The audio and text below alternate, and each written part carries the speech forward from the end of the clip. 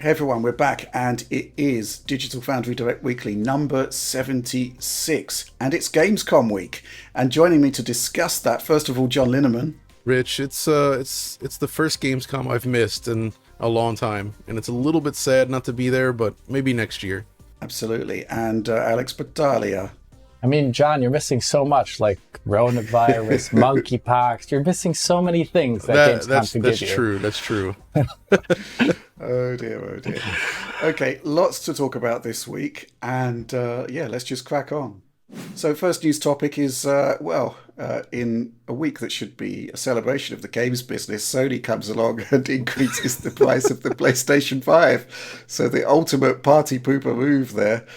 Just looking at some of the price increases here for the PlayStation 5. In the UK, it's up £30. In Europe, who typically get the shaft when it comes to these price increases, an extra €50 for your PS5, just an extra $20 Canadian. US, not affected at all. John, where do we go with this? Because obviously Sony are citing perfectly valid reasons for increasing the price, such as inflation, which is a thing. But at the same time, this is about maintaining their corporate profit margins at the expense of the audience, at the expense of gamers, right? This isn't great, is it? It's saying it's not great is an understatement, I would say.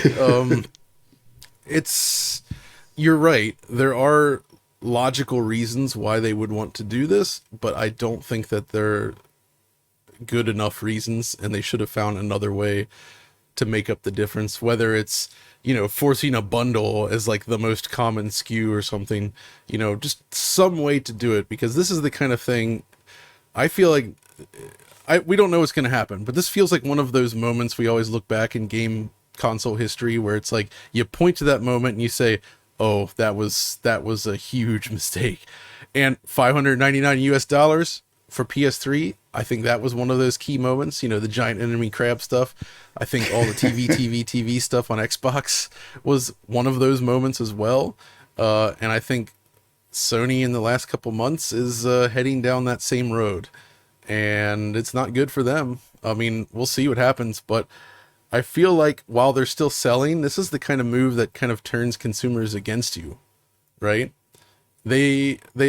And whether he was involved or not in the decision, I also think this paints a negative picture of their leadership, because fundamentally, when you're in a leadership role for one of these companies, I feel like it behooves you to at least put on the facade of really caring about the people buying your product, right? And Jim Ryan's not very good at that. And he's kind of a Don Matrick figure for PlayStation, I feel. Really? And I don't think that this is going to go for well. And it also sucks that it's Europe getting hit again. Like, it's always over here, man. It's just, it feels ridiculous. And I think the reason they did not change the price in the US is obviously that's the territory where Microsoft is strongest, right? The Xbox is very competitive in North America. They're not going to mess with that. In Europe, Xbox is less popular, I would say.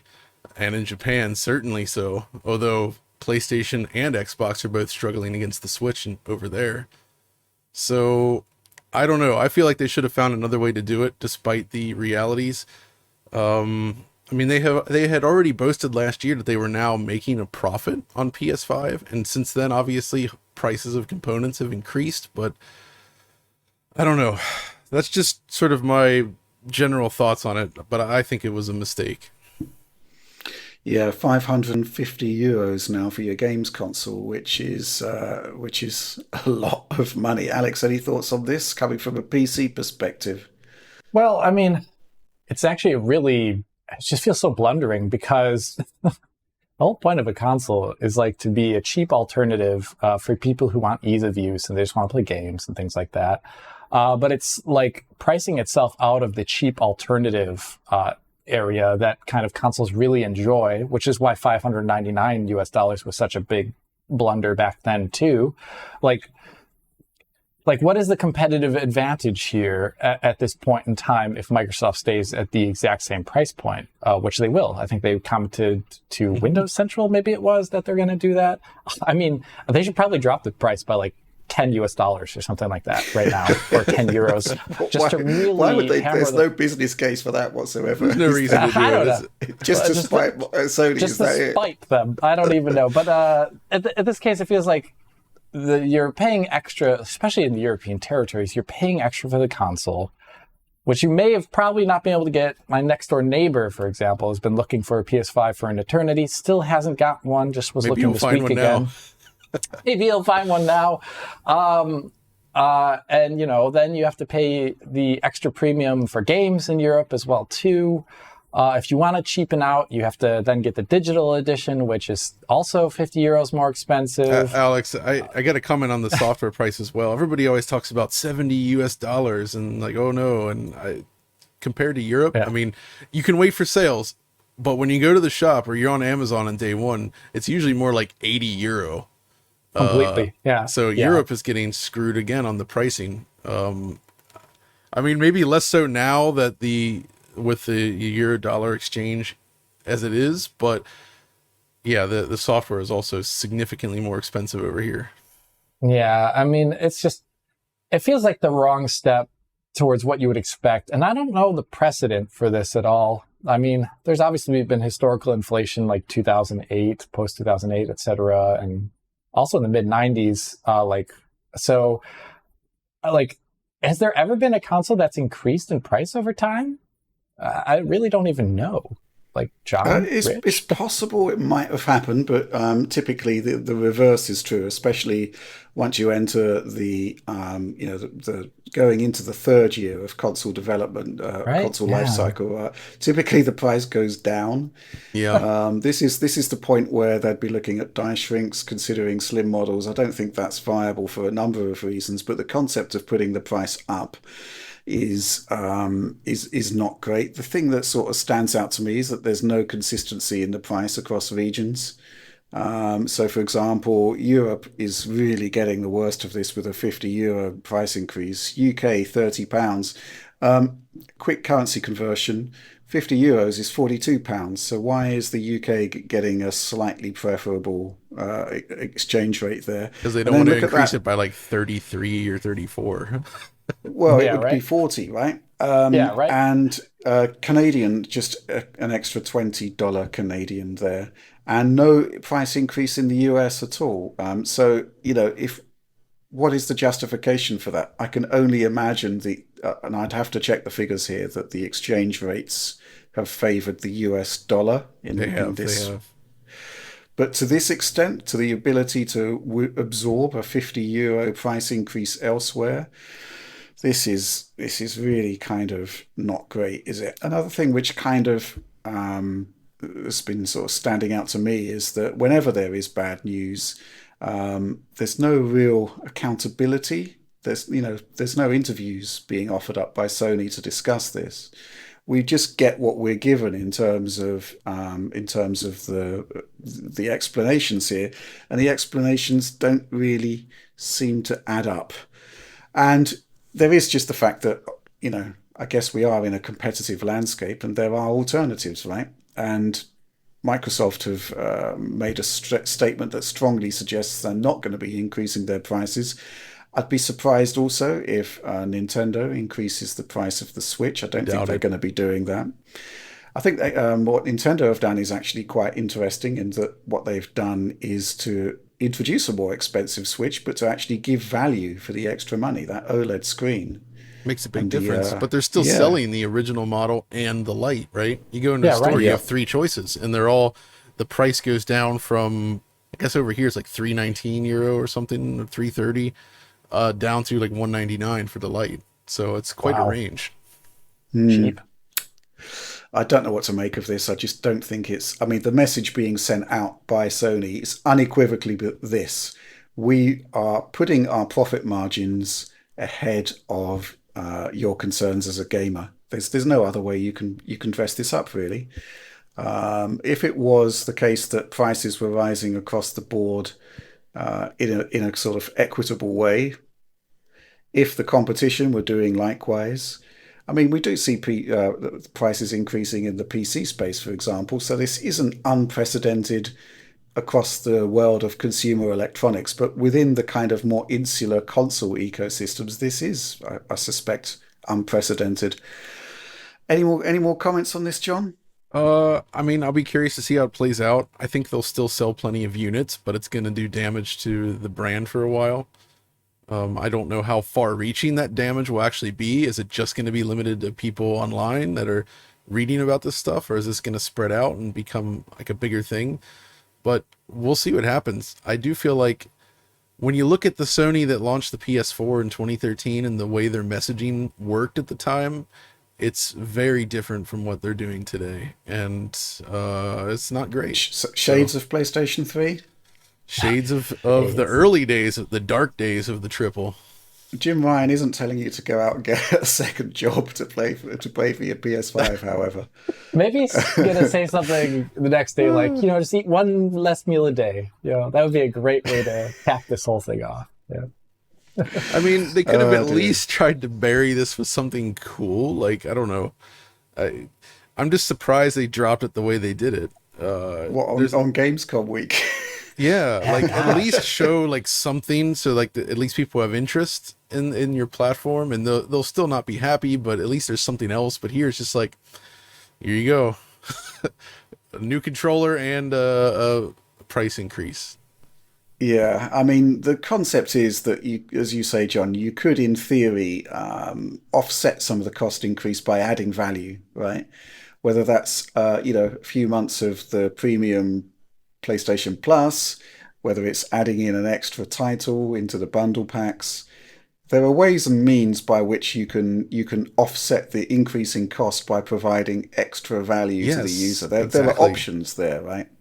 And we're not seeing anything of that sort by Sony. It's just a blanket price increase there. Has this ever happened before, by the way? Can you guys think of a time when console price actually increased? I can't think of one offhand. Me neither. I do think there have been various ways and means by which prices have been massaged through bundling. Yeah, I've never seen an adjustment to MSRP in recent times for sure. We've actually got an interesting question from a DF supporter, Dark Rod 99. Hi DF, with the increase in price of the PS5, do you think Sony should, instead of doing a PS5 Pro, do a PS5 Lite with lower specs at $250 to $300? And if the response is yes, they should, what specs should they take in account to not make it so underpowered? I don't know what you make about this one, John, but I don't think they should do a Lite console. I don't think I think it's too late, to be honest. It's too late. It's not a good idea. And also developers won't like it. I don't think developers, they don't want to deal with another platform on top of what they already have, right?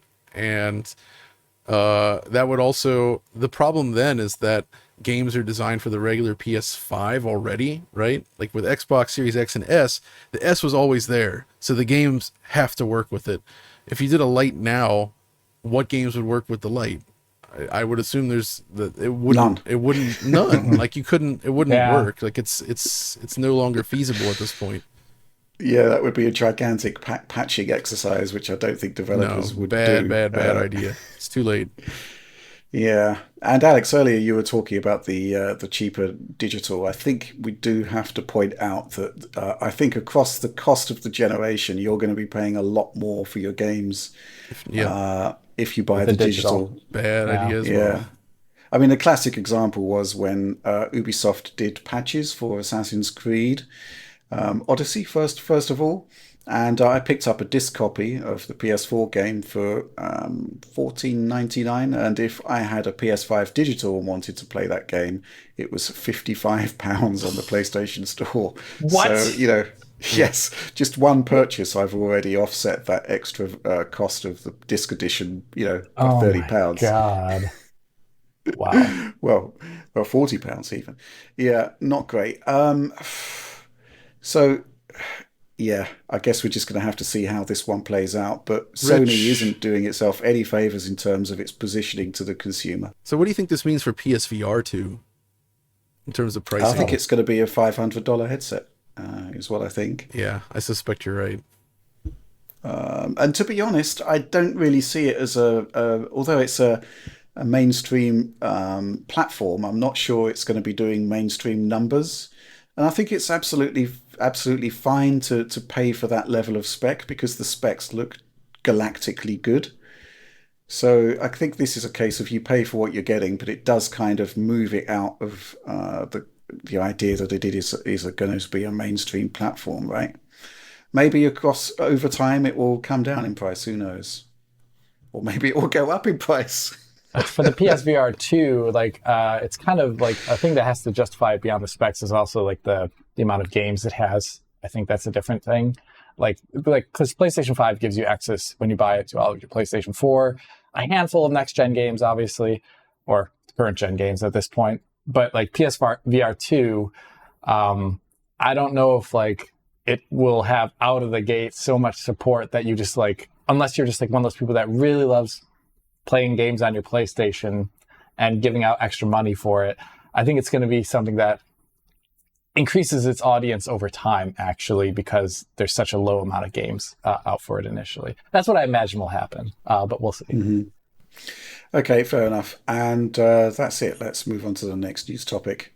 And continuing in the same vein, the celebration of Gamescom week, we're going to be talking about something not related to Gamescom and is actually really bad news, which is the announcement that Denuvo, possibly one of the most hated brands in PC gaming, they're branching out. They've got a new brand extension. They've got technology which will be facilitating the elimination, they hope, of piracy on Switch. Yes, Denuvo is coming to a console. It's coming to Nintendo Switch. And there's been not a great response to this, and possibly quite rightly so. John, your thoughts on this one? It's the Switch port nobody asked for, I would say. Yeah, I mean, if they could guarantee that there's absolutely zero cost to performance, which seems unlikely given the specs on the Switch, and that it would have zero impact on future backwards compatibility, then whatever. But that's kind of the thing, right? There is concern that this will have some sort of impact on performance, even if it's just a tiny bit. That's still potentially causing a worse experience for consumers.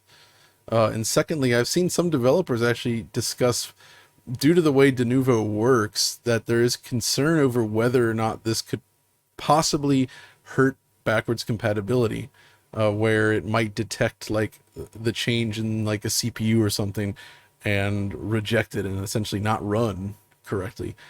That seems unlikely that it would happen given this is Nintendo, but I don't know. It just feels like territory that is a little bit concerning.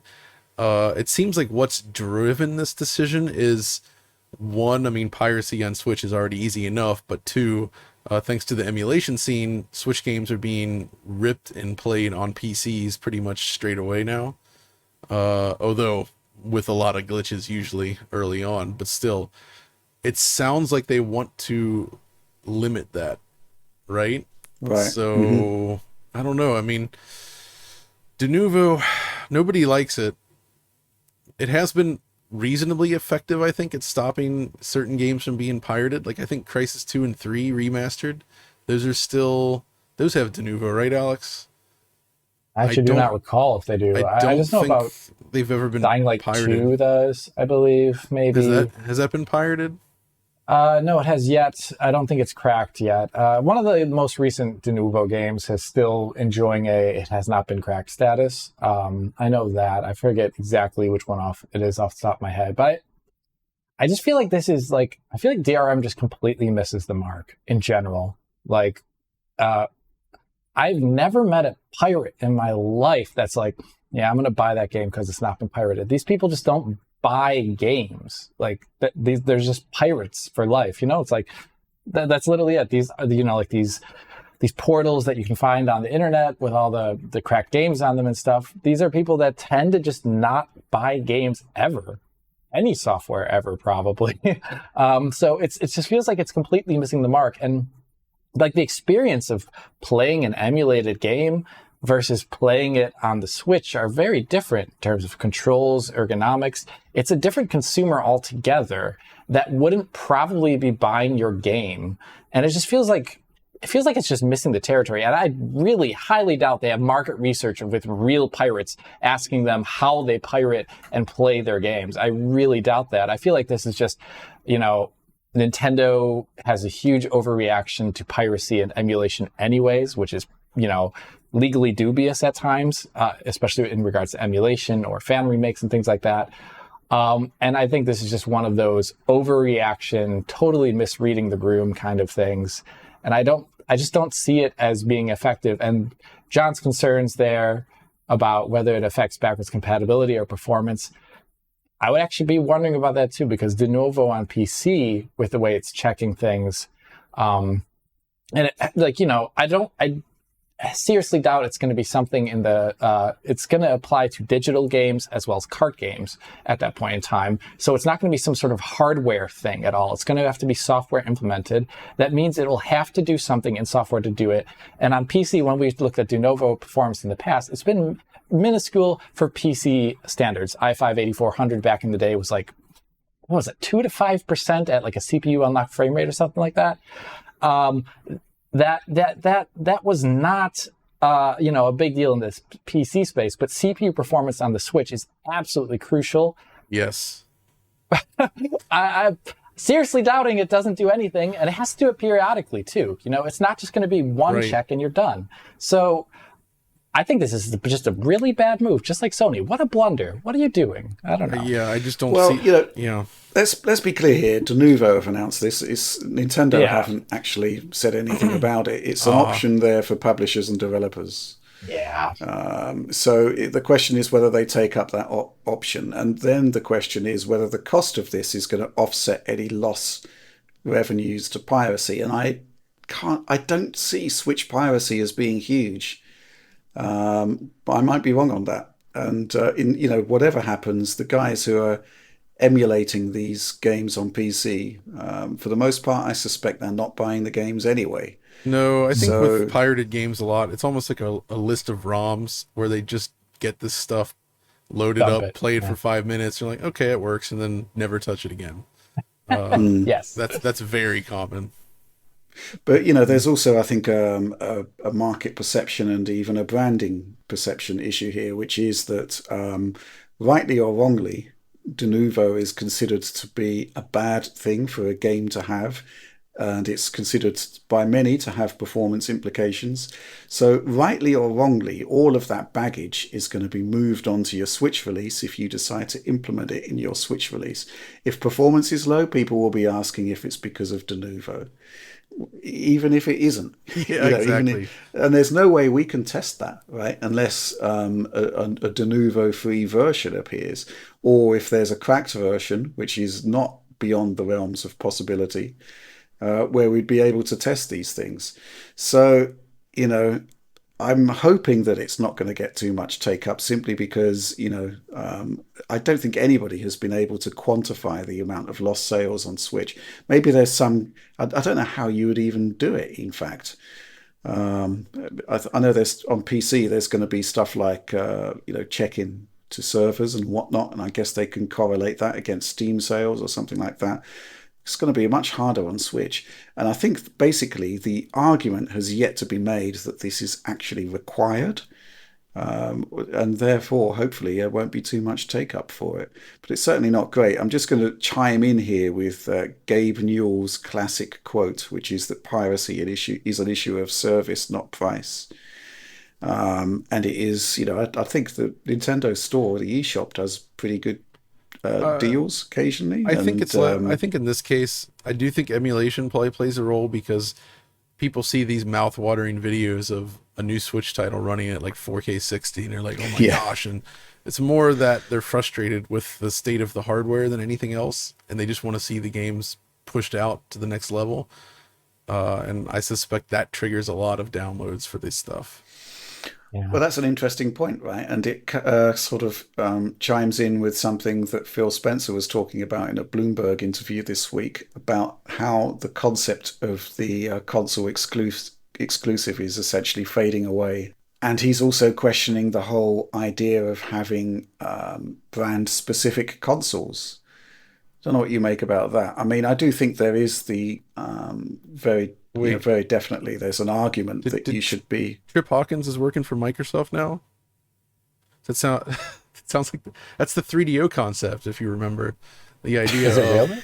the 3DO was a platform, and Oh, different yes. electronic manufacturers would adopt that and create their own boxes. That's why you have Panasonic, Sanyo, Gold Star, etc. 3DO All systems. these 3DOs. And even the Philips CDI, there was non-Philips based products, I believe, that could play CDI games as well, CDI software. That was a thing at that point, and then obviously they failed pretty hard and went back to the more traditional model. So that's an interesting idea, though. I can actually see Xbox dipping into that, given their close connections with PC as well, some sort of like not Microsoft made system, but I don't know. The thing is, I think Microsoft are ahead of their time, right? Because games appearing on PC, console exclusives appearing on PC.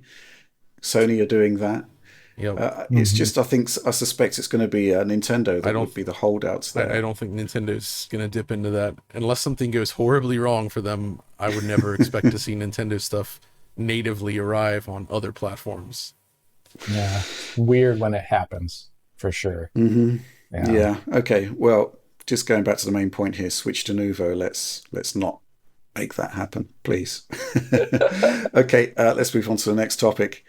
Occasionally, sometimes a video pops up on Twitter that gains a lot of momentum. People think, "Hey, this is really cool." And this week we saw Super Mario RTX, which is essentially a demo of one man's vision of how Super Mario could transition onto the latest and greatest gaming technology. And lots of people got very excited and shared it. And it is essentially CG Mario in real time, I guess. I wasn't at all excited about it in the slightest. John, what is all this about? What is there any reason for people All to I get have to excited say by is this? Nintendo, hire this man. Actually, no, not really. This has that typical like throw a Mario model into Unreal Engine, run around a grassy field vibe to it, where it is actually, it's somebody toying around with Unreal Engine here and doing a fun little demo using sort of aspects of Mario in it. It doesn't look like a proper Mario game, of course, and I don't think an actual professional guy doing a Mario game would opt for this style either. It's just a small demo, and in that sense, it's fun. I like the destruction. I like how he burns up Yoshi in that cage. That's pretty funny. What? But It's insane. I think people are, when they show the close up on the Mario model, it is detailed, of course. It's just it did make me think about playing Mario. So what he's done here is he's designed essentially a 2D Mario level where it's like, straight, you're walking down the pipe. He recreates the 1-1 design basically, but in 3D, and controlling it with a mouse and keyboard. And it just looks, it's really weird to see. It doesn't work, but it's funny. But also the Mario walking animation, whenever I see that, I think about those GTA mods where you have like Mario walking around the city blowing things up. That's pretty good. So it's a goofy thing, but I think people just like seeing Unreal Engine demos, especially since UE5 is not, it hasn't shipped in any games yet. I mean, we just have The Matrix Awakens right now. Yeah, it's still Absolutely. hibernating. In this case, I think it's quite a bit better than Mario running in a field in terms of, yes, there's that's true. actually, That's true. I'll laugh at those all the time. And it's better in those because I think it has like a lot of unique assets in it. It's not just like the stock stuff. It does seem to be consistently stylized to a degree, unlike Mario in the field. I just think it just shows off that certain characters and certain rendering styles are kind of, you attach a character with a certain rendering style. And so it's interesting to see, but it's not necessarily compelling. I think one of the rarer moments of it being done well in Nintendo's history, I didn't actually what was the name of the last Mario game? It was Odyssey? right? Odyssey. I mean, Odyssey believe. was Yeah. the last like 3D one, yeah. Yeah, last 3D one. And I always felt like some of those levels there in that game looked a little out of place with Mario in them. In terms of like texture work, usually was the thing that I was a little awkward about. And I think like it's not been done so well in the past, and I think that's just kind of why this suffers. Like when you try and increase the realism of certain aspects of Mario, not in terms of just like rendering like the shadows are better, but like some things Right, like it's the start environment. looking like real life objects, then it starts getting uncanny on a level, and then you combine it with the fact that the running animation and the camera moving exactly with the mouse, which is the camera moving with the mouse thing is like, that's one thing that he should have immediately changed. Yeah. But I mean, it's cool. I would love to see Unreal Engine 5 being used for a Mario title at some point, but really leaning on the Mario aesthetic more, less so like the ultra high PVR, et cetera, Right. that we're It's seeing more here. about taking, like, say, the Pixar approach, making sort of a real-time movie-looking game. That's something That's what that I would Unreal like. Engine 5 could allow. Right. And I think you're right, But- though, Alex. It's the environment. The environment looks more like a Crysis game than a Mario game. Just like the palm trees and such. Yeah. The thing is, that this kind of idea behind the aesthetic, we've kind of seen it in Luigi's Mansion, which is actually a technologically awesome game on the Switch. It's, Yeah, And Luigi's Mansion 3. That's pretty it's sort of in stylized, the- though. It's in the Still- same sort of direction, I think, of producing a sort of interactive CG experience. Oh, yeah, that's true. For sure. Okay, an interesting That's diversion, but this was supposed to be a Gamescom special, so I guess we should talk about some Gamescom. Okay, yeah, so we're just going to pick up on a few of the titles that were revealed or re-revealed at Gamescom. Some interesting games there, but overall I'd say this was a low-key Gamescom, certainly by prior year's standards. John, I'm going to go to you first for your picks in the various presentations and trailers that were revealed. Anything there that really caught your eye? So the main thing I would say, looking at this list here, I mean, they showed more Callisto Protocol, which I'm always excited about. And you did a little frame rate test thing for patrons, I think, Rich. I think Alex did it. Or Alex did it, and I did saw that that it immediately got flagged for violence, which made me laugh because it's it's a violent clip. But Yeah. I'm excited for this still. We've talked about this before because it's not just Dead Space. Like the style of the combat and the stealth in there is very different, and it looks very appealing. So bring on the space games. But some of the more curious stuff that I saw there. First of all, Sonic Frontiers, right? So they showed more of a trailer from that. It is starting to look more polished, I suppose. But the thing I didn't realize until Gamescom is that I guess they're considered Sonic's memories, but the 3D action stages that you play are basically lifted or sort of brought over from Sonic Generations and Sonic Unleashed. Like the Green Hill Zone, it's the Sonic Generations stage. It's the same layout with changes to the background. There's the Chemical Plant Zone, again, same layout. The Sonic Unleashed, the first stage, it looks completely different in Sonic Frontiers, but it's the exact same design.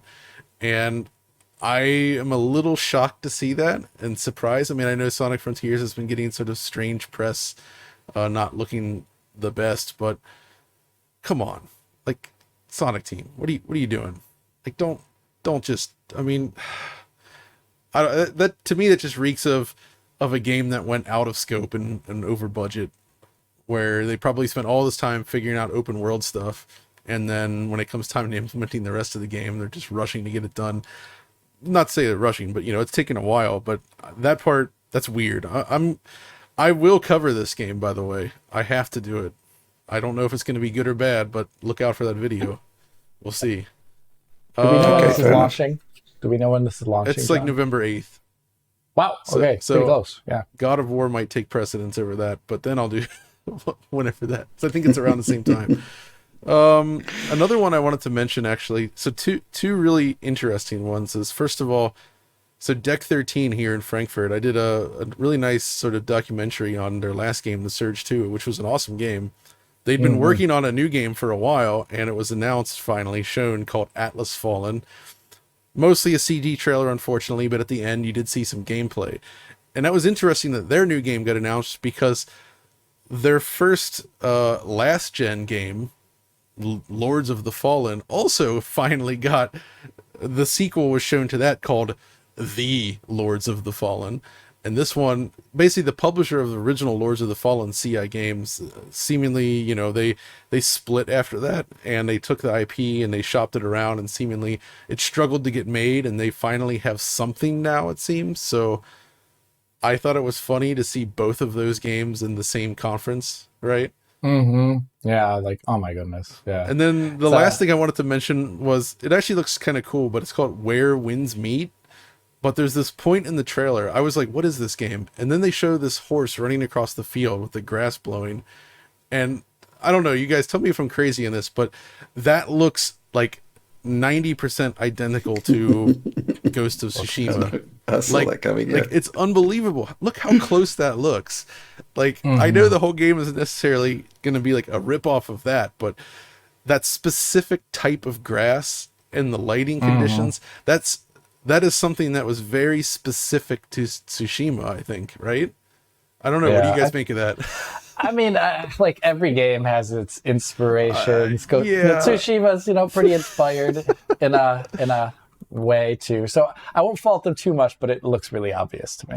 I thought that was funny. The rest of the game looked interesting, though. I mean, I'm curious about it, but and there was other stuff as well. I don't know what stuck out to you guys. Well, going back to the Callisto protocol, I like the way it was said it was running on next-gen hardware. So what is this, like a PlayStation 6, RTX 4090? You know, I think we are now it is now perfectly acceptable to say that a PlayStation 5 is current gen, because it is. Wait, and that's UE5, right? No, they said it's UE4 actually in the end. Oh, it is UE4. Like, originally, there was announcements about it, and I wasn't sure what it was. Then someone said it was UE5, and I was like, oh, wow, that's great. Then it said it's UE4, and then there was more technical interviews, and it's actually like UE4 with a good amount of customization in it. That's cool. That's cool. It looks great either way. That's okay. The only thing that really worried me about Callisto Protocol, now that we're on it, was I think like the performance they're showing it off at so early to release. Like, it's not, you know, it's fine to show games with like low performance, but given the environment that they were showing off there, which is more or less a corridor, it was running at 30 FPS, and not a good 30 FPS necessarily. So that was a little worrisome so close to release. So I hope they tighten up the graphics on level 3 in regards to performance. And I guess like, I'm super psyched about the game because I really like the original Dead Space, and I think this is going to iterate on those ideas in good ways. They maybe didn't show it off necessarily as well as they could have.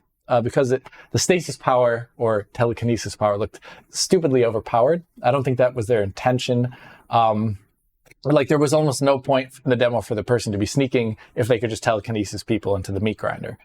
So it came off a little silly there. But the one part that I didn't like about this demo was this latter half, where they showed a kind of, what was it? What was the name of the first Tomb Raider reboot? It was just Tomb Raider 2013, right?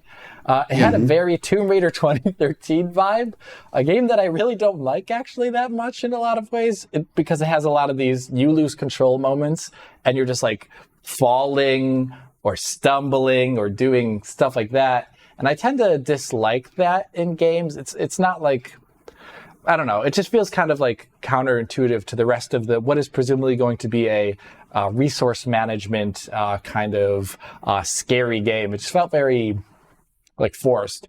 So I wasn't too cool on that. There was another thing I wanted to point out that kept catching my eye inadvertently was when you walk into that big grinder room, you have this beautiful motion blur on the fan blades and the grinder itself because of the velocity. But the shadow, I know why, but the shadow is moving so quickly, and there's none of that blur on it that it just ends up looking kind of weird. Oh god, like, big shadows. That's a hard one to do, man. I know. That's really tough. I feel like you have to, looks bad. You're right. Bake it some way to approximate that, but it's. I think it's just the speed of the fan blades that does it at that point. Yeah. Doom 3 there actually did fake motion blur on projection shadows for fan blades. That's why Doom 3 is an amazing looking game. My God. It did. Still looks good. Another game I wanted to talk about here, it's not on the list, but Skull and Bones. I don't know if it really has a dedicated Gamescom showing in like a traditional way, but they've announced stuff a lot about it. And they're committing one of the cardinal sins, I think, about talking about a PC game is where they put really mundane things in their PC trailer that it's like, well, I hope it has that. This is not like the thing you should be advertising. Like, for example, imagine if a console game said controller support in big letters, like in the middle of a trailer, but they have stuff like uncapped FPS, customization, and like that's. Like when Halo did that, I was like, oh God, I'm really worried about Halo's PC version. Turned out to be true that the Halo PC version isn't a great Halo Infinite. So that's not a confidence booster. But the blog post that they had describing it shows that the game will support, unfortunately, FSR 1.0. It feels like, why is it not FSR 2.0 at this point? But DLSS is going to be in there, as well as a totally nebulous description of RTX powered global illumination with no really visuals or understanding of what that does to the graphics at all. Could be really anything. I really don't know what it means. So that's cool. If it does come out and it looks good, that could be a game that I would maybe want to cover because I think it's kind of more of like a PC game at its heart in some ways. It's funny, Alex, by the way. I've played Skull and Bones in 2018, and I still have capture here of it, of the E3 2018 demo. So I have footage from the Shogun even of that version of the game running on PC. I don't know what the coverage is going to be, but we definitely have to use that to talk about how this game kind of disappeared for so long. Exactly. That's great. Yeah. Just going back to Gamescom here, there's been a couple of comments from supporters. Moogle says, not a question, just so many pre-rendered cinematic trailers with no gameplay. 1040 STF, I felt bored while watching the Gamescom opening night live. Not that some announcements weren't exciting. I enjoyed Callisto Protocol, Where Winds Meet, and Life of P's new footage, for example. But it felt full of advertisements, partnerships, full of incomprehensible awards, and full of marketing emptiness. I mean, a small example, can you be taken seriously when you pretend Moving Out has redefined couch co-op while Overcooked is a thing? We're at the point where I can't say if Jeff knows what he's saying or not.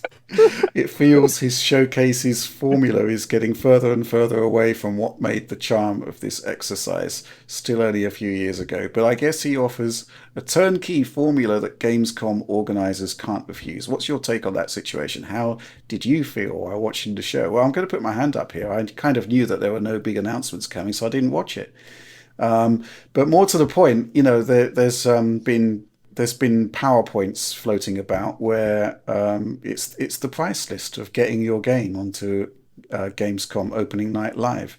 So this is why so much stuff appears on these shows that you're probably not particularly going to be interested in because it's not editorially driven as such. It may well have an editorial component, of course, but a lot of it is going to be driven by people paying absurd amount of money for 30-second and 1 minute slots. I mean, Google it, you'll find that document yourself. And at that point, if the money is driving the content, then it's the idea of it being worth watching becomes far less of a factor. If it's just going to be a series of paid for inserts rather than actual curated editorial content, I'm not particularly interested in it. And it was the same with Summer Games Fest as well, where there's a lot of stuff in there where there's games which shouldn't really be in there and they're backed by some outrageous claims for them. I don't know, Not man. Interested. Jeff is one heck of a businessman, though. He knows how to get that money and put on shows. But the actual stuff inside, it's as you say, it's usually pretty hit or miss. And I think part of it, it's just he's putting on 3 of these shows a year now, right? putting out anything for one of these types of shows is difficult for the developer. And I think that's actually why we see a lot of CG trailers still, because it's easy enough to say, all right, we want to put something in this show, but we don't want to dedicate development resources to it. So let's just contract out this studio to do a CG trailer for us. You know what I mean? And maybe we can put a little bit of gameplay in there. And I feel like that's probably why that happens still. You know, that makes sense. I mean, I'm still happy that I got one of my CRTs in Opening Night Live a couple years ago, since I made that trailer for it for the Turrican thing. Oh yeah, that's right. It was entertaining that I managed to get authentic scan lines into that show. But yeah, overall, I actually did watch the whole thing. Those awards. Did you guys see the awards that were mentioned that he mentioned here? I didn't see it, John. So like just at random points, a lady's up on stage and just says like, yeah, now we have the award for the most anticipated Xbox game. And then they just rattle off 3 random games and then immediately hand an award to one of them.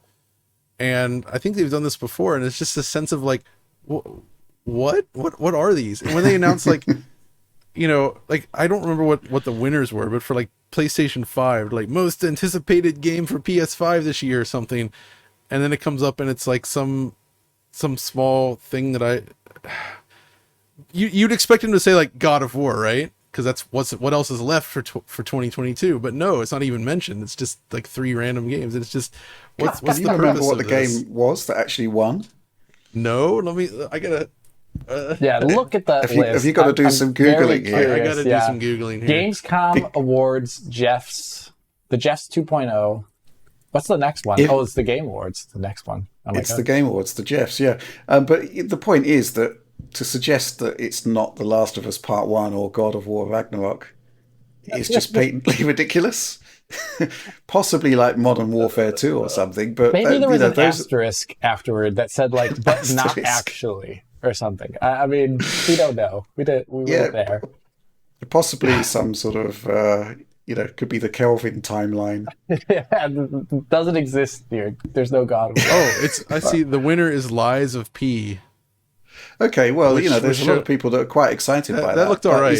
And I thought that was funny with the name Lies of P appearing just after the price increase announcement. I don't know, Lies of... Oh, that was good. Yeah, I mean, that looks exciting enough. It's just... you really think that's the most wanted PlayStation game? And how did they determine this? Well, was that not revealed? Who voted for it?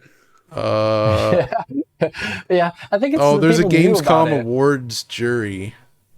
Oh, right. Okay. Right. Oh, okay. That's who it is. All right. Well, great that there's a curated jury that we have no clue what it's about. But they only random awards. So look at this. This is what they're like, most wanted PlayStation game, and they say Lies of P, One Piece Odyssey, and The Dark Pictures, The Devil in Me. And I'm like, wait, what? Okay. The most wanted Xbox game: Metal, Hellslinger, The Dark Pictures, The Devil in Me, The Last Case of Benedict Fox. It's like, okay. Most of these are multi-platform. I just found that weirdly amusing. I don't know. I'm sorry. No, it's good. So slightly also weirdly amusing thing is I just want to briefly touch on Forspoken, a game that I hope does well from the perspective of it's nice to see an engine out there that is an Unreal Engine, as John and I would probably both say all the time. It's really cool. But I think they've been kind of almost showing the game off in like a wrong way. I don't know what it is about it that just like, I mean, people have like, obviously there was the joke a while back about like the general like presentation of like the main character's voiceover in one of the trailers, which was kind of humorous. But I think here they're like the world seems kind of like weirdly empty in some way that is a little off-putting when they show some areas of the game world. It does remind me a bit of kind of like the struggles that we saw at the beginning of like when everyone was going open world to actually make open world seem compelling. It seems like a game that is struggling to show you what makes its open world compelling. versus just a linear action adventure game. And that's like, so like when they're in the town in this trailer that you're seeing hopefully on screen right now, the town really does remind me of like really like it just like generic Unity and or Unreal like backgrounds or something that you'd see someone render out. It doesn't like have that spark of life that you saw maybe in like Final Fantasy. Alex, 15. specifically Final Fantasy 15's towns, especially that one by the sea, were so darn good looking at the time. Beautiful, yeah. Among the and the one, did you ever see the later in the game? There's that water kingdom. I'm forgetting the name, where they arrive on the boat, the yacht, and everything with all the canals. I used your save to check that out back in the day. It's awesome, right? Like those look incredible. It's a good looking and one. Then the towns here, you're right, they're very generic in comparison.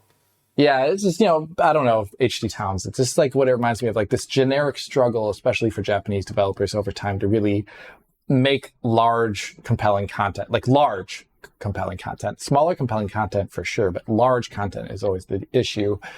Large scale stuff. So I hope this game comes out and proves me just wrong regarding that. But yeah, and another thing that much like the Callisto Protocol, this one is also being shown off at 30 FPS constantly. And usually on these streams, especially on these streams, it's like 1080p, ridiculously low bitrate, is not doing a favor to the graphics at all. So yeah, this is something that in general these presentations really struggle with, is showing what makes current gen games look so interesting graphically.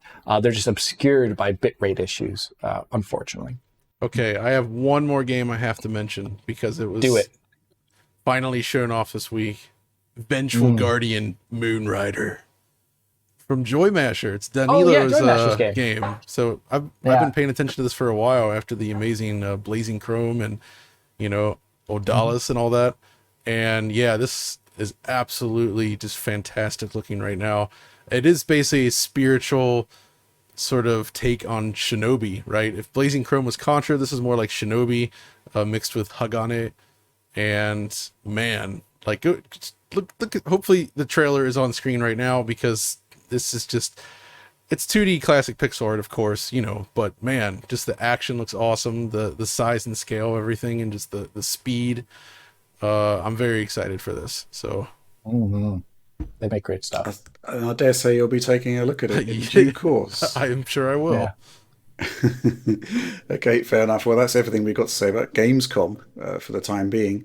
But let's move on. Something just dropped just before we started filming here, which is that Intel released what they describe as a deep dive into XeSS. And we did actually see a bunch of new stuff in there. Announcement that Modern Warfare 2 is going to be having XeSS upscaling technology. We saw 3D Mark demos and also Shadow of the Tomb Raider running XeSS, which is all awesome stuff. And we did indeed get a deep dive into the into essentially how it works. Did you take a look at this one, Alex? Because essentially it did look very similar to DLSS in terms of its inputs and its processing. Yes. So there's still the black box about what the AI component actually is doing. Yeah, I mean, I think at this point in time, like just through inference, we kind of have to know what they're doing. Like they're throwing a bunch of inputs into it regarding how to match the previous frame data. And that's what the AI inference is all about. It's the thing that NVIDIA hints at. They don't really mention it so much so here, other than like in a very generic way. And that's got to be what it is, given just like the confluence of research in this area. Otherwise, I just don't understand how they're creating the image they are. So that's it. But the one thing that I liked about it is that like when you look at, I mean, NVIDIA has kind of done this okay, but it's still a little bit hand wavy and fast. Is that when you're like, the way I show these in videos is that, and I do it on purpose, is that I show you something that the interest, what makes this interesting beyond the performance, is you have to like look at a specific area of the screen that, has like a macro image effect, and you kind of zoom in for the audience to tell them what's going on. And they literally did that in this video at one point when looking at the 3D Mark demo. So you like, kind of NVIDIA's done that with some videos a little bit, but they're like always so fast, like a 30-second long video, and that's about it. And here, like, it's Tom and Ryan Trout, Tom Peterson, both Intel employees, talking about it, and just like talking about it. They're trying to tell you what makes XeSS compelling. And I find that a lot better than, especially the way AMD initially showed off FSR 2.0 before it released, was just like not really even in sync videos moving right next to each other. And it was like, Right. I have no idea what I'm looking at, especially over YouTube. So it was actually really great to see this. I would actually really prefer if most new technologies were shown off in this way. Like, ray tracing, when that came out with Turing, there was a really wonderful presentation actually when it was shown off initially at Gamescom in 2018. My goodness. And this is kind of remind me of that, like trying to showcase technology in a way that is easy for a consumer to understand, but also showing off what makes it meaningful. And I thought that was awesome. So props to Intel, in spite of the really, like the ARC A380 reviews have just been like, very negative and just like generate very negative atmosphere about the launch of ARC at the moment, for putting out something that is genuinely cool and makes their product actually look really compelling. Yeah. Mm-hmm. What did you make of the DP4A stuff? Because it seems that there's going to be compatibility with integrated graphics GPUs, which I think was their highlighted use case, but also that conceivably it will run on other vendor cards as well. But they seem to be really sort of highlighting the performance advantage of the actual AI hardware in the ARC cards as being like a lot faster, to the point where I'm starting to think, well, is this actually going to be of value to other card vendors? I think unless the game only had I think the XeSS, bottom line is if you've got an RTX card, you're not going to be thinking, right, okay, XeSS it is. You'll just stick to DLSS. No. I think if you have an AMD card or an older GTX card and want to have one of these technologies, it would be a good demo room thing that you can look at and see for yourself. Because like that's really expensive difference. I think they mentioned like a 16 times speed up over DP4A at one point, and that's huge. They also showed off some really cool graphs. I love frame time graphs of like a single frame. Love them. NVIDIA started doing them when they showed off DLSS initially and RTX. Like, what is the difference of this acceleration? And they showed that off. They did that here too. Love that so much. But as a part of that, they showed off which stuff we're doing. I believe it was like matrix calculations, int8 matrix calculations. And as a part of XeSS, it was a huge part of it. It wasn't all of it, but it was like a really large portion. If you imagine that being something like 16 times slower, whoa, that would be a heavy frame. So I think it's kind of in the realm of GeForce GTX users get to use ray tracing. That's what it looks like. They didn't show it off really, but I think that's a little bit what it's about. It's going to be unfortunately expensive. Maybe we should have expected that. I'm still hoping at some point in time that there's a more open way of allowing NVIDIA users and Intel users to utilize the XMX units or the Tensor cores to do XeSS and or DLSS on either competitor's hardware. That is the nth degree goal, I think, for me in this whole thing, because I think AI has proven itself as really good at this task, better than what hand algorithms can do from like a performance perspective and image quality perspective, presuming that the hardware's there. So that's what I want, but yeah, that's not a part of this presentation so much. So yeah. Mm-hmm. Okay, well, I guess we'll be taking a look at that in due course. Okay, so final news story here, and it's a last-minute addition to the docket. I think it's from John. And it seems like he's very angry about something. Oh, I'm not that angry. It has been kind of an angry day, though, hasn't it? I just wanted to raise awareness of this because it was kind of a disappointing issue. So, Bandai Namco is releasing Pac-Man World Re-Pac, which is a remake of Pac-Man World for the Sony PlayStation. They recently did the Klonoa series, which has a new DF Retro out for patrons right now, by the way.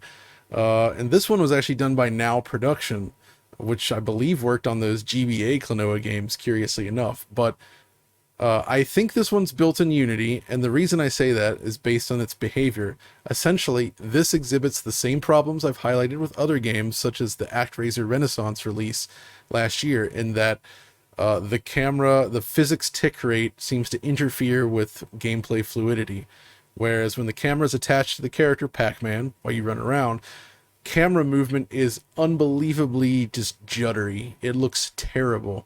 But when the camera detaches from Pac-Man, you get a full 60 FPS update, and objects in the environment, like when a drawbridge lowers, you'll see that update smoothly at full 60 versus the game camera, which is choppy. So basically, it's another example of someone on the development team, somehow they missed this issue, and the game looks bad in motion as a result of this. The camera movement is very, very jerky looking to the eye. And that sucks, because I was actually looking forward to this, but it's honestly bad enough that I can't play it right now. Like, I find it super distracting.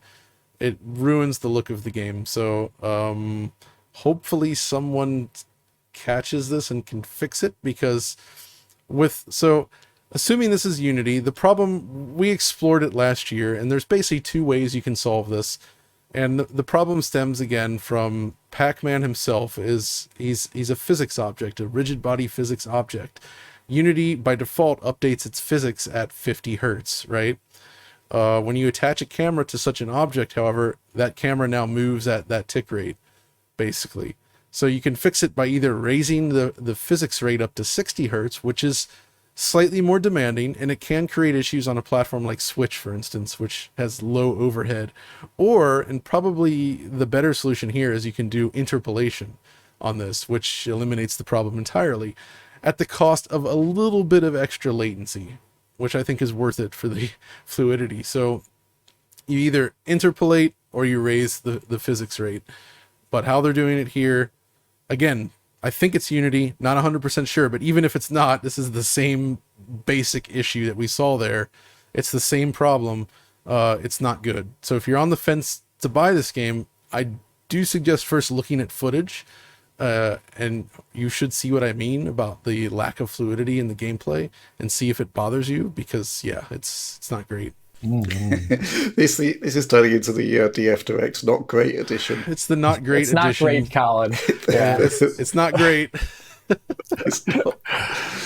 Oh dear, oh dear. Okay, well, that's the end of news for this week, and we're going to plough straight on into supporter Q&A. This is the part of the show where, well, every week we put out the call for questions on our Patreon. Supporters come up with interesting queries for us to address. We pick the best, and here they are.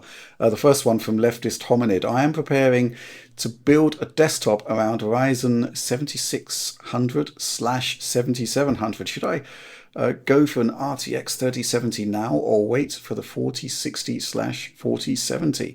My monitor is 1440p 165 hertz.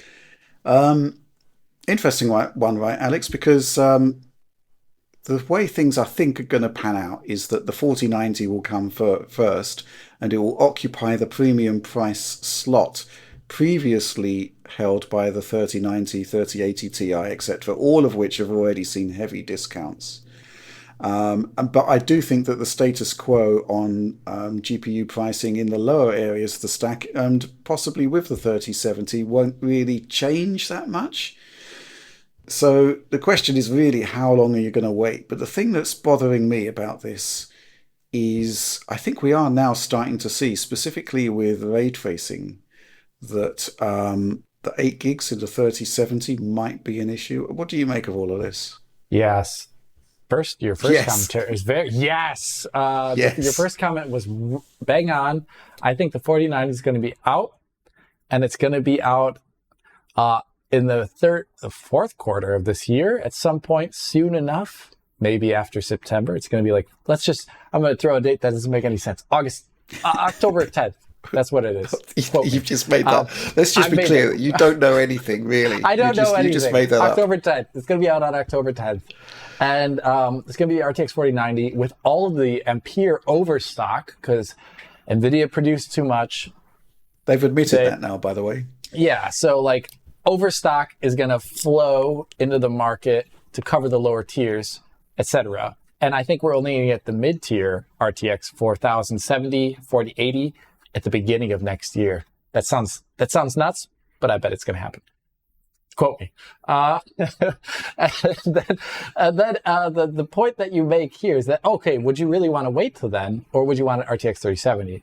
And I am like Rich. Back in the day when the RTX 3070 launched, I was like thinking that I said it back then, and I said it again after there was a video that Hardware Unboxed made as well, talking about 8 gigabytes of VRAM, kind of like not jiving with that card. And I was just like, bang on. That card definitely needs more VRAM than it has. It is a really powerful GPU in there.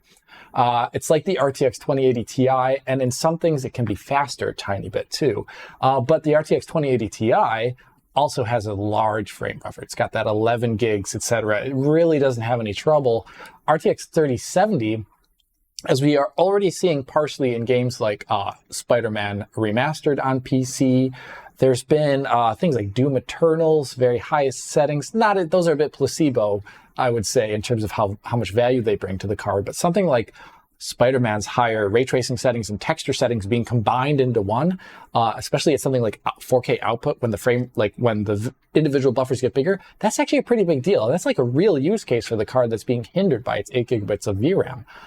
So yeah, I'm actually not a big fan of the RTX 3070 in a number of ways as a result of that 8 gigabytes of VRAM. I do not think NVIDIA is going to limit the 4070 to 8. I think it's going to be like 12 maybe 10, which would be better. I wish it really should be 12 though, or 16, honestly. But that's the way it is. And honestly, if you're going for the future, you're going to be spending money right now.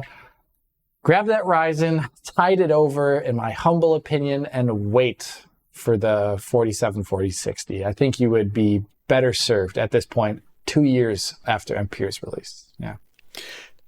It was a tricky one, right? Because yeah, it's tricky. Because when the 3070 launched, pretty much the only game people could come up with that would expose the 8 gigabyte limit was Doom Eternal on the Ultra Nightmare texture level, which you don't need to set the Ultra. You shouldn't be setting the Ultra Nightmare. But we are now seeing titles. I think Black Ops Cold War might have actually been an early one where that was another one. Yep. Yeah, you hit the ray tracing. If you're not using ray tracing, no problem. But if you are, you're suddenly having VRAM issues there. So yeah, I agree there. I think things have changed since the launch period. Now we are actually seeing games with meaningful graphical updates that are requiring the extra memory. And it looks like the 10 gigs on the 3080 is just about holding for now. I've played Spider-Man totally maxed, and that played out fine with 4K, with DLSS, DRS, and I tested it without DRS as well. It held up. But yeah, looking forward, I would be looking for a higher frame buffer card. And there were actually rumors that the 3070 was going to get refreshed with an extra 8 gigs of memory, which would have solved that issue. And personally, as I said in the review, the 3070 Ti should have had that 16 gigs because it's only like 5 or 6% better than the 3070 otherwise. But I guess the thing with leftist hominid here is that he's on 1440p, which I guess mitigates it slightly. But RT is a lot of it isn't really resolution dependent, is it? Yeah, it really is. And I mean, 1440, yeah, especially if you want to play with ray tracing, I think the prudent thing, because Spider-Man Remastered was one of the first. This is a game originally designed for PS4, of course, which we can't forget, but they updated a lot of that game there for the PS5 and utilized a lot of the PS5's memory and stuff, and that's why it is the way it is on PC. And that's going to be the new norm coming forward for games that are targeting Xbox Series X and PlayStation 5. And if you have a GPU and you have to turn off one of its core features, like ray tracing is what RTX is all about in a lot of ways alongside DLSS, and you have to turn that off because you don't have enough memory, I don't know, I feel kind of bad. So I say wait. That's what I say to you, leftist hominid. Okay. Or wait, or try and up your budget to a 3080 12 gig or 10 gig. Yeah, that could be another upgrade, Pat. Yeah. Okay, Lenpack, next question. With more games moving to Unreal Engine or consolidating to an in-house engine, Frostbite, for example, the past few generations, what proprietary engines do you guys wish were still being developed, reiterated on? John, thoughts on this one? Yeah, so one of them I might say is so the Fox engine, which might still be in use somewhat, but I feel like it was kind of put to bed after the whole Kojima split, and it had a really nice showing in Metal Gear Solid 5, so I would have liked to have seen that used in more games. I would also say something like maybe what is it? Renderware. Remember that? Oh, Renderware Wow, was that's like going the back. Unreal Engine of that, the sixth gen, the PS2 Xbox generation. Renderware was used in so many games, sometimes great, sometimes not, but Criterion's own work with it, of course, was like phenomenal, among the most impressive games that generation, I would say. And then, I mean, they did their own tech the next gen, but Renderware just kind of went away. So it's, yeah, I guess they just couldn't compete anymore, but still a little bit disappointing. I don't know. What about you guys? Alex, there's a ton, isn't there? So many, we're losing them. Foundations Yeah. going, Oh my God, there's so Red many. Engine's going. Yeah, What do you Red think? Engine going away. That's the one that made me actually pretty sad, just because I thought Cyberpunk 2077. I felt there was like a basis there for a next game that would just be amazing in terms of rendering tech, core rendering tech. Isn't That isn't doesn't mean Asobo moving to Unreal as well? are they really? Oh, Oh God, For was that the announced at new, some point in time? Oh God, I might be wrong there, but I oh God, thought that I hope you're wrong because they're doing amazing work with their own stuff. Going back in time, though, I'm actually I was sad to see back in the day when the developers of Chronicles of Riddick: Escape from Butcher Bay. I forget the name of their engine. I don't know oh, if it had a right. name, The Starbreeze but guys. yeah, but when they moved over to UE3 for Syndicate, I was like, oh man, like that looked so unique and so cool and just like had a lot of really awesome stuff going for it. And then it's kind of like Unreal 3, Dude, which Assault on is an Dark engine I'm not a Athena. fan Oh of. my gosh, dude. Yeah, That looked incredible at the time. looked incredible for the time, did a lot of really great stuff. And that was a big shame. What's another one? So you said renderware, but like my history of renderware is like I wasn't playing PS2 games as much back then, so I always had like renderware stuff on PC, which was always like meh, pretty hit or miss. Not as really cool as some of the console stuff you saw back in the day. Sadly, hmm God, this one's hard. I wish I had read this question like 15 minutes ago and thought about it for a really long period of Well, time. I guess the thing to think about though as well is like once we went to the HD generation, things changed a lot and engines became kind of what we know today. But prior to that, many games, especially in Japan, they would just have new technology for each new game. Basically, they threw things away and started over each time. And sometimes you'd see some reuse, of course, but it's not a smart way to work. It doesn't make sense, but it did mean that you were seeing a lot of unique stuff with each new game release. It's not viable anymore, of course, but it was interesting. Yeah, Yeah. that's a good point. Okay, let's move on to the next question. This one from Doom Guy. Probably not the fictional The Doom character, guy. just a hacker alias of somebody. Anyway, somewhat retro question here. Would it have been at all possible to provide a mid-generation upgrade during the seventh generation, especially given the problems they've faced with performance? So what Doom Guy is suggesting here is that performance wasn't great on, I guess, Xbox 360 and PlayStation 3, and he's not wrong. Should they have done a mid-generation upgrade? I don't know. It's an interesting one when you think about it, John, because when we look at the actual mid-generation upgrade, that came about because there were 4K screens coming along. And if you go back to the Xbox 360 era, there were 1080p screens that basically became the standard during that Right, but generation. the consoles barely did 1080p outside of the 88 plus games I covered in that video. Well, they barely Hmm. did 720p. Yeah. Yeah, So I at actually that think point. a mid-gen refresh would have been amazing during that generation. especially on the PS3 side, where they could have conceivably gone back to NVIDIA and actually had something competitive for the GPU. Like, imagine if they had spun off like something, like the 9800 series or something into a new PS3. Keep the cell maybe up, speed it up a little bit in some ways, get that new GPU in there, maybe Double the RAM. double the RAM at least, stuff like that. It would have helped so much with overcoming the problems, because PS3 games just weren't running very well throughout most of the generation, unless they were conservatively simple. Conservative. But the thing is, though, is I don't think that business model was something that was widely accepted yet. The idea of doing that, it was already weird to do it a little bit this past generation, and I think people are more receptive to it now because of the popularity of smartphones and just like changing devices more often. But back then, tough to say. I don't know. I also think there would have been a financial viability issue. Yeah, that's also true. Because Sony and Microsoft, they lost billions of dollars on the Xbox 360 and PlayStation 3. Yeah, but if they could have redesigned the 360, made it more powerful, and solved the overheating issues on one. No, I mean, they still had to solve it on the original unit, so that wouldn't have fixed anything. But right? Yeah. Yeah, interesting idea, and there is some merit to it, but I guess ultimately it is academic because it never happened. But I certainly think that the same criteria that made PlayStation 4 Pro and Xbox One X viable probably could have been there. I think the other thing, of course, I think there was an argument for it, but I guess the idea just wasn't really on the table at that point. Final question here. This one from Chris Langridge. A question for Rich as a fellow denizen of the PAL sphere. Denizen. Yeah.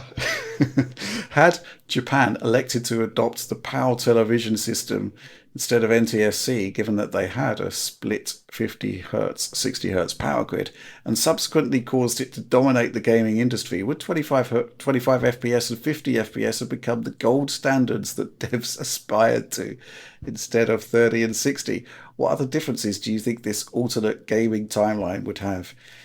God. Let's just say I'm glad it didn't happen. And I think that ultimately the concept that the North American space and Japan had the same 60 hertz standard was a godsend. Tricky one. I think what happened with computers like the Commodore 64 is that there was actually a lot of European development, and they were targeting 50 hertz, right, for their games. And it actually caused some issues with 60 when they actually brought their games to the 60 hertz territory, because suddenly what they were achieving in 20 milliseconds they had to achieve in 16.7. So it did actually cause some issues there, right? This is actually a problem with some of the scene demos that are still made today, like on the Mega Drive and such, that only run perfectly at 50 hertz, and it's because they're, between the time when one frame finishes drawing and the next one begins to draw, they're actually doing a little bit of work, and because that is reduced in terms of time available at 60 hertz, it causes problems. So wow. Yeah, so yeah. I can't really begin to anticipate what would have happened if Japan had embraced 50 hertz, except to say that it wouldn't have been great for games generally, and it would have been very problematic for the US in particular. Yeah.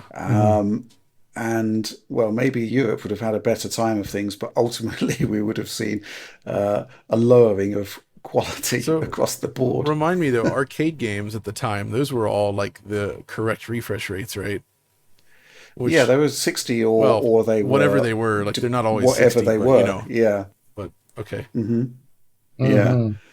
Any thoughts on this one, John? It's a minefield, really, isn't it? It's an alternate timeline that we dare not consider. Sounds like a nightmare. I think it would have been, if that were really the case, I think like we were just saying, converting from 50 hertz up to 60 hertz is a lot more difficult than just slowing the game down. I think it would have caused a lot of problems with converting games over. We may have seen And also think about like the screen size. Like if they had been creating pixel art for the larger 50 hertz input, that could have meant like, overscan problems as well in 60 hertz regions, where instead of getting letterboxing, now you have the image going off the screen. Stuff like that. See the Like, game. it would have been, it would have been super weird, man. Thank goodness that didn't happen. I bet it happened in the Kelvin timeline, Alex. Yeah, it did. I also think the bottom, like 30 hertz, 30 FPS is also not too great, in my humble opinion. Though. But if it was 25, 25 is worse. It's a Yeah, lot 25 worse. is way worse looking than 30. The difference is huge. And if that was standard at some point in time, you could maybe argue it was standard on something like the N64, which is the console just always make fun of. But imagine if that was just the way everything was done. Oh, that'd be so bad in the 3D era. Well, Chris Langridge, thanks very much for presenting that nightmarish vision. Thankfully, it never happened. But that's it. That's the final question and the end of the show. So if you enjoyed it, please do like, subscribe, share, ring the bell for those notionally instant notifications. No guarantees there, as usual. That is my disclaimer. DF supports program. Get involved. See all the bonus material we have. Got an awesome new retro episode up. So much going on there. Amazing community. So join us. But yes, this is a weekly show, and I dare say we'll be back next week. But in the meantime, thanks for watching and supporting Digital Foundry.